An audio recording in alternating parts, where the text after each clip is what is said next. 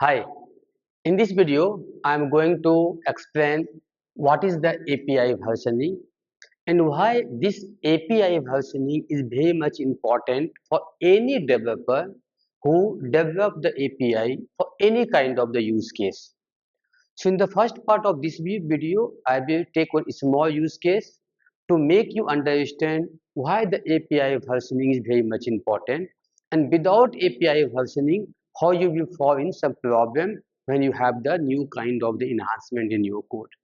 Second part of the video, I will be explaining what are the different strategies are there to implement or maintain the API versioning with the live hands-on demo code, right? I will show the code over there. And the third section of this video, I will explain what is the best practice to maintain the API versioning.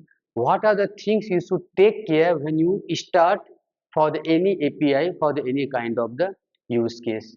And at the last of the video, I will explain what are the different kind of the versioning, major, minor, and the patch, and which kind of the work will come should which kind of the versioning changing, right?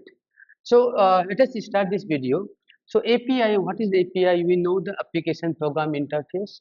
So suppose if you have the two components to communicate to each other without knowing the complexity of the internally how those components working, so you can use the API. So suppose if you have one, suppose this is the server, right? And this is the consumer. Whether the consumer could be any other component or UI or anything, right? So they want to talk. So what you will do? We will develop one API, and through the API they can talk to each other, right? And suppose you have any component, any applications that is based upon the microservice design, right? So if you have, suppose there are the many microservices, right? So microservices 1, microservices 2, they want to talk to each other. So here also we need the API. So this is the external API, that is the internal API. Whatever this is the external or internal, we have to follow the same strategy, right? So now, so what is the meaning of the API? Meaning of API means you are establishing one contract. In contract, what we define? We define what is the input, means what input I am expecting from the consumer to the server side, and what the output would be from the API, right? And what are the headers we have to pass to the API and different things. Because once you set the contract, if anything you change after the contract, it will be problem for the consumer, their code will not work, right? So before publishing the API, we have to set the contract, right? So these are the things for the API. Now suppose you develop one API in the server side, you have the one API, and this API is consumed by the many consumer or the many other component C1, C2, C3, C4, suppose C5. And you set the input that you give the product name, suppose this is the e-commerce applications. So I will set that input you give the product ID or anything, product category. I will give you the list of product, and each product has the item ID and the item name. These are the contract set, right? And you publish the API and they are consumers, everything working, and you give the URL how to handle this. You said okay, abc.com in anything that the API and the products. If you hit, I will give the all the products like that. It is working fine. Now there is no problem. Now suppose if you need to fix the bug. So suppose you find out some small bugs. Right. Now suppose if you have to fix one small bug or you want to enhance the existing functionality. Suppose you want to add one more thing, item name, item 1, and the item price. Or suppose you want to add some futuristic functionality, means I have to also give the similar item ID.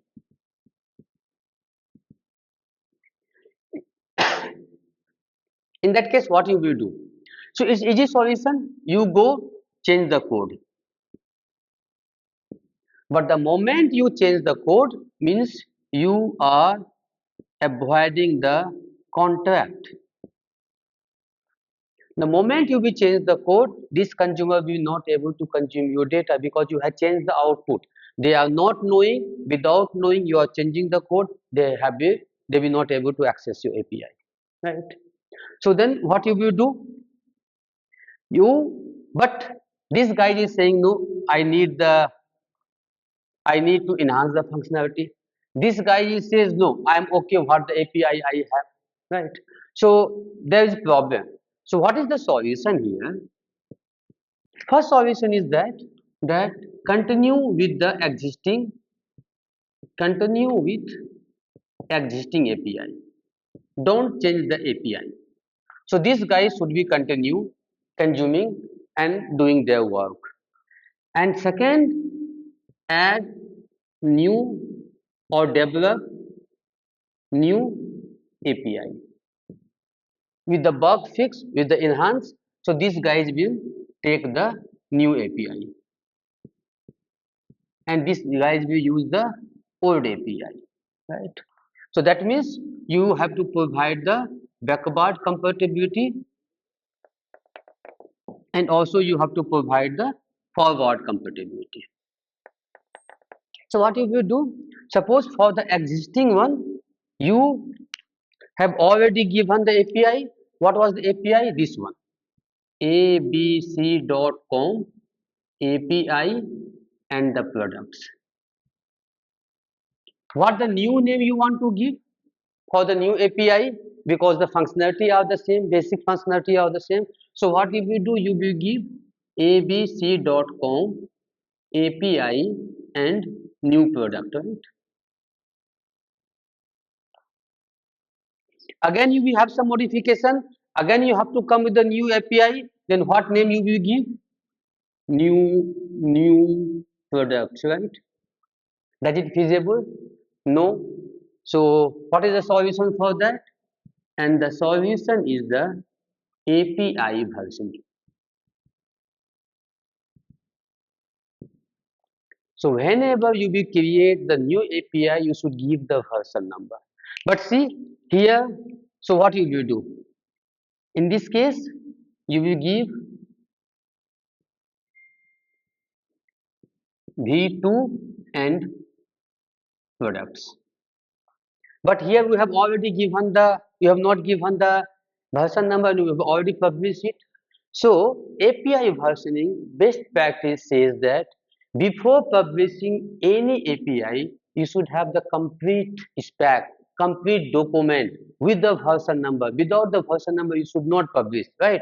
So this is our mistake, right? So actually, if you have already thought about the versioning, so something should be there here, means the V1 and the product, right? Now we don't have any problem. Whenever I will create the new one, I will add the V1, V2, V3, V4, right? One more important thing is there. So suppose now you have the latest V2, right? For the product. You have some other API, abc.com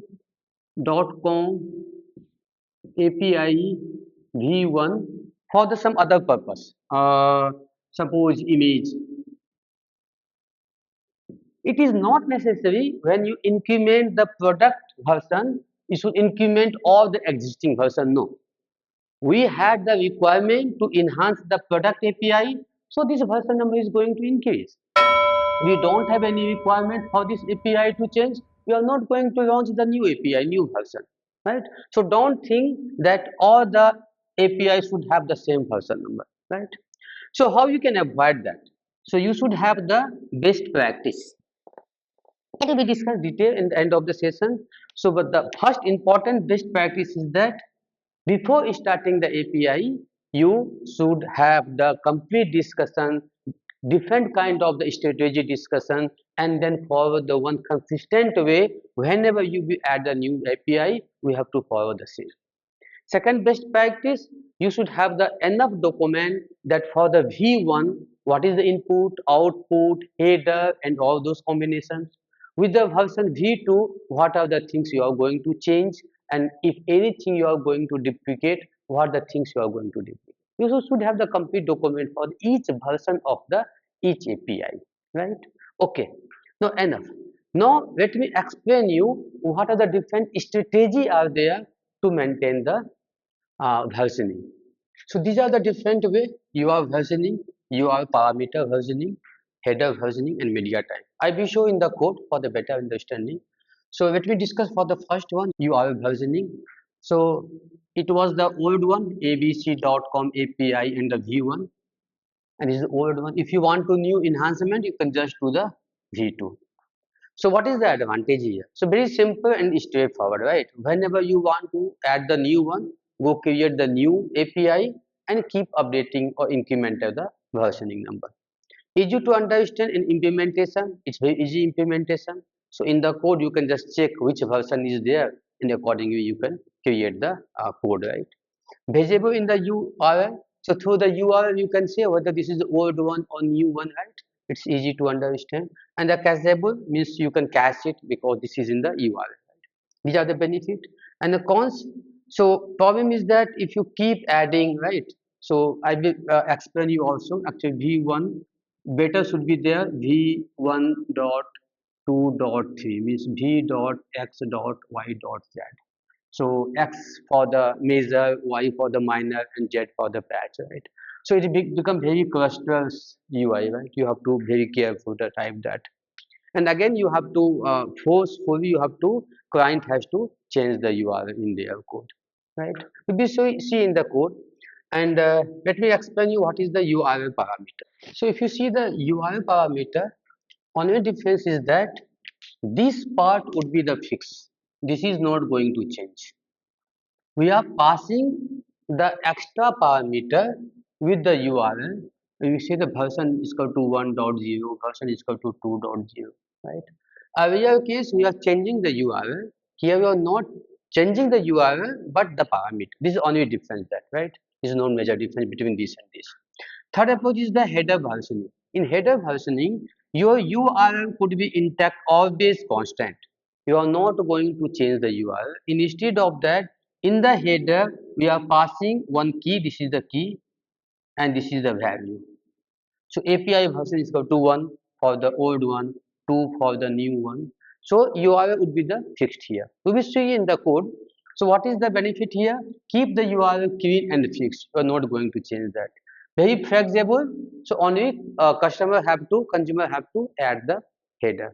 But what is the problem? Less visible. Means as the URL is a constant, from the immediate you cannot say which versioning is going to execute, right? And the consumer has to set the headers, and debug would be a little bit hard because in first instance you are not knowing what is the URL, and you have to check the header and all those things. And the third way is the media type versioning. You must be aware that we always pass the media type, which kind of the response request we are talking with the customer server, right? This is JSON, XML, we have that file. In there, you can use the V1, V2 with the JSON, and it will execute. It is a little bit complex, but even though you can use this kind of the strategy. Let me see everything in the code for the better understanding. Some best practice is that you should always the consistency, means whatever strategy you define, whether this one or this one, keep stick with that the versioning system throughout the API development. Don't change in between that. That's why it required a lot of discussions before publishing the API, right? Second, documentation. Whenever you create the new API, give the complete detail why you're going to create new new API, and what is the changes from the existing one, and the complete examples, everything should maintain that. Deprecation, right? So you should also make a plan how you can deprecate the old API, right? You should given the time after 5 months or 6 months, you should deprecate the API, right? And the testing. So before launching the API, you should follow all the API, keeping the mind the backward compatibility and the forward compatibility, right? So let me see in the code for the better understanding. So this is the Spring application. Very simple of code is there. I have given all the code in the GitHub. This is Binod Suman API version. So all the code and all the details what I discuss here, everything here. If you go here, whatever the code I am showing, you can see the code here. So this is the same code I'm going to discuss. You can get it from here. Okay. So what I have done here, so this is running on the 8080. This code is running. So I made one first version of the product. So I'm just returning one message, but in your case, you could have the complete developed method. So connecting the database and taking all the product and given that. And tomorrow I want to add some more different advanced functionality, and keeping V1 is intact. So I will go and create the V2 here, right? So it is very straightforward. We had the V1 version and we added the another V1 V2 version, right? In the URL version, there is no change, nothing is there. No need to update any existing code. You go and just add the new code here, right? And it will call from the curl command or the anything from the postman, right? So if you go here and you do just, so this is our, put the v1, right? So this API v1 product, and here also API v1 product, right? So if it is hit, it is returning the product v1 simple list. And if you want to access the new one, so put the v2, it will work for the v2, right? It is so simple, right? Now it is v2 coming. So this is the one way. Second way is that the URL queuing parameter, right? So through the URL we are passing it. So what you have to do in that, the API would be the same, only passing the parameter. So I have written the code. If you not give any version, it will take the default value 1. If you give the 1, it will return this message. If you give the 2, it will return this one. Apart from 1 and 2, it will return this one. So it will show here only. So this is the our API. So if you see here, we have the API product. We don't have the version number here. We are passing the version number here, right? So version equal to 1.0. So it is showing this one, right? Product v1 QV v1, it is showing here. If you pass the 2, it is showing the 2 one, right? And if you pass 3.1, because you have not implemented 3.1, it will say that please check the correct API version. This is another way to for the API version. Third is the header. So in this case, you will constant. So you will not change anything in the this one API products header, right? This would be the same for all the versions. So let me do that. So if you see here, just pass the header. So it will always intact. There is no change here. We only be changing here v1. You want to call the v2. So URL is not changed. Only you have to pass the header, right? Better understanding, if you can see here any postman, go for the header. So see, this URL is the same. Only I'm passing the v1 here. It is giving the v1. If I put the, it is showing the not found because API should be there in the code. Yeah. v1. If you pass the v2 in the header, it is showing the v2, right? So it is the header parameter. In that case, this URL would be always the constant here, right? Third approach is that the media version. So what is the media version? You want to send the file for the v1, v2. So I have made it here. So if you media version, UI is the always same. Whenever you change the media version, it will changing. So suppose starting if you give the file v1, so it will here you have to put the it will change the code for them. So API. Now it is media type v1 is coming, right? So if you see, this is media type v1 is coming, right? v2.